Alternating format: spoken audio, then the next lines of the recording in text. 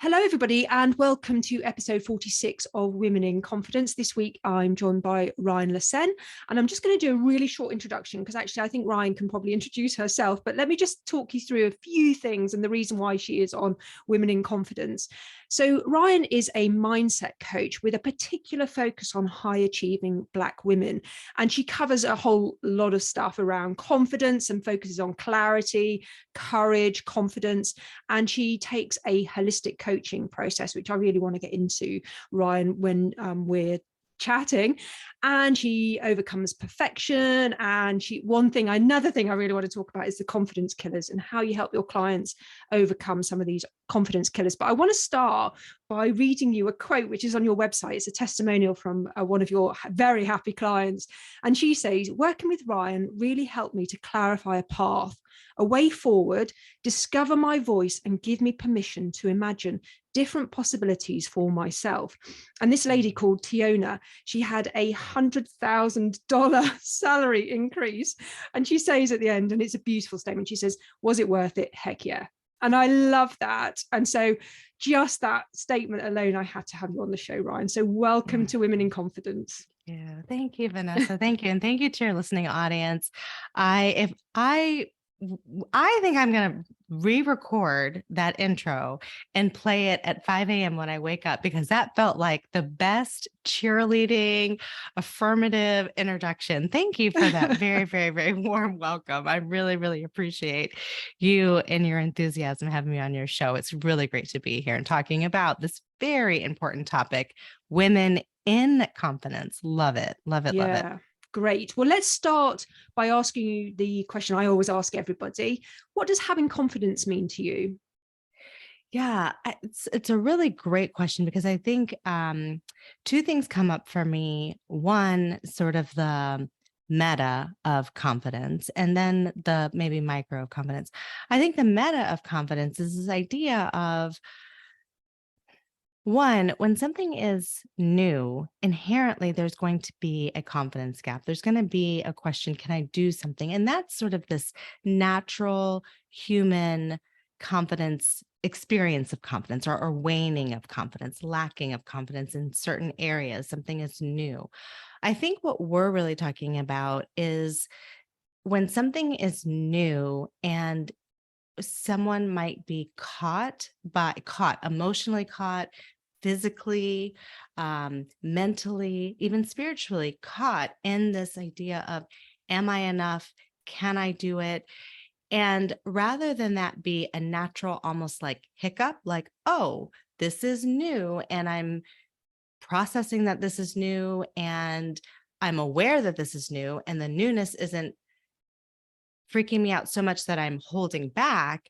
It's new and I'm still moving forward. We're really kind of talking about confidence where we're holding back, right? That sense of like, for all intents and purposes, I quote unquote should be able to move forward, but I can't. So that's the kind of confidence I'm talking about. I'm talking about those moments. So what does it mean to be in those moments of real internal fear and still be confident, or still move forward in confidence?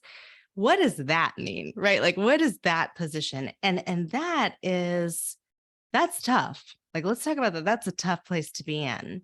And I think confidence there is the sense of, regardless of the fact that I can't change anything exterior, I can't change what's going on, I can't change people's perceptions. What I can do, though, is I can look inward and I can identify inner resources that I have, and I can tap on those things, and I can use that inner guidance system in this challenging situation. And to me, that is the interplay of confidence. It's like pulling on that inner wellspring that says, regardless of what's going on, I'm enough to not abandon myself and not abandon the situation, to not judge myself, not criticize myself, not belittle myself, shame myself in this moment. I'm going to hold myself, and I'm going to be gentle as much as I can and move forward. And I think that's confidence. And I don't think it's something that's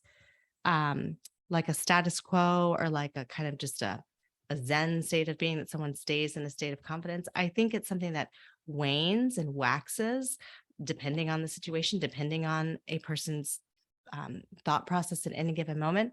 But I do think it's something that's accessible. And I think it's definitely something that's internal.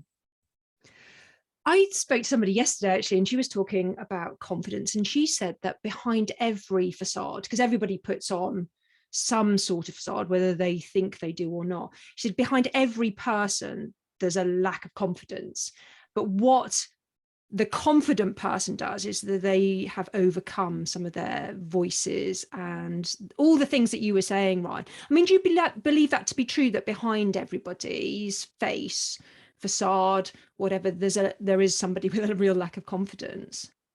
Absolutely, I do, because I think I love, one of the things I love about these conversations is the different ways that people talk about kind of the same thing, and every time we hear it, we're able to wrap our arms around it in a different kind of way, and integrate it and ingest it in a different kind of way. And I love this idea behind the facade, because that really is the idea that I was honing in on, is we're all human. We all have that human experience, whether we present as this idea of confident, or we present as having a lack of confidence. What's happening internally is really, really the key. And it is about being able to process stimuli in a way that says, so I think it's a human thing. What the studies have shown us is that 80% of our thoughts are fear-based. That's regardless of who, what, when, where you are. That is sort of the human condition. And so if 80% of our thoughts are fear-based, then that means that we are frightened quite often. And so, what we're really talking about is a frightened person being able to still move forward because of exactly what you said. They have formed habits, they have mindsets, they have perspectives that they also may have a nervous system that supports them translate the exterior world. And in that translation, it says things like, that's scary, but you still can do it. Wow, that's hard, but you've done it in the past. Or that's really, vague and unknown, but you've been through unknown experiences and you survived. And it might not be that simplistic, but there is some level of dialogue that's happening where a person's able to override the inherent, or the almost even innate instinctual fear that's there, and they're able to keep going. There is a conversation that says, it's okay, don't worry about that, all is well. And then they keep, they continue along with the momentum. Where confidence really becomes, I think, a sticking point is where there isn't that internal resiliency to be able to say, this may seem scary, and yet I can still continue on. It stays in the it seems scary phase. And so that's really, where I work with clients on that mindset piece, and also managing their energy, their nervous system. It's really about helping them to create a greater inner resource toolbox so that they can translate that stimuli. And that's, what am I talking about stimuli? That could be, my goal is to have my voice heard more. I want to excel in my career, and I want people to know that I can contribute in meetings. And so I'm practicing raising my hand. Well, here's my goal. And now I'm in a meeting and I have all the stimuli coming at me. I've got all these eyes looking at me. I've got all of this energy happening. My nervous system is overwhelmed. I might have sweaty palms. My heart might be palpitating. I am having a fear-based response. And so I may notice that my thoughts are racing. And here's an opportunity to really kick on that confidence that we're talking about. And it is in those moments, in those real life micro moments, being able to catch ourselves and say, wait a minute, self. This line of thinking, believing, and behaving is not helping me. It is walking me into doubt and out of faith. right? It's out of faith that I can do this. I can handle myself. Of course I can raise my hand. Of course I can have my voice be heard. Of course I'm here for a reason. I was hired for a reason. I add value simply by breathing and being here. That's not the level of conversation that's probably happening in that person's mind.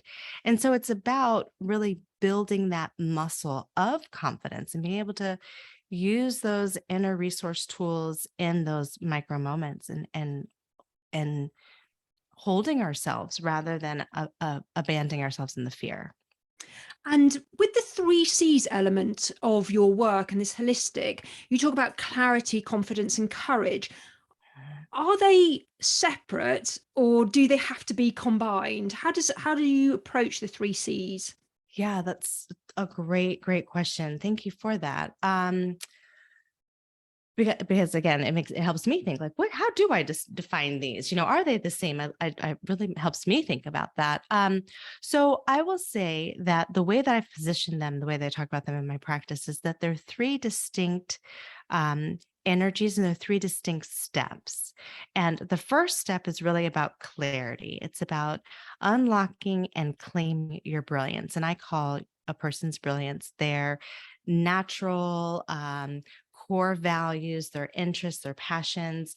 Oftentimes it's under-nurtured and undervalued by us, but this is our zone of genius. This is really where we are intended to spend our time and our energy. And so it's about getting clear and claiming that. So clarity has really two parts. One, it's about getting clear on what is holding you back. It's about getting clear on what's holding you back. It's also getting clear on what you want to create, because a lot of times our fear can suspend our dreams. It can suspend our believability. And so sometimes it might feel like I don't even really know what I want because fear is keeping me kind of silenced. So we've got to look at two things. One, what's holding you back? And two, what do you really want? We've got to speak that into life. And then the next step is about courage.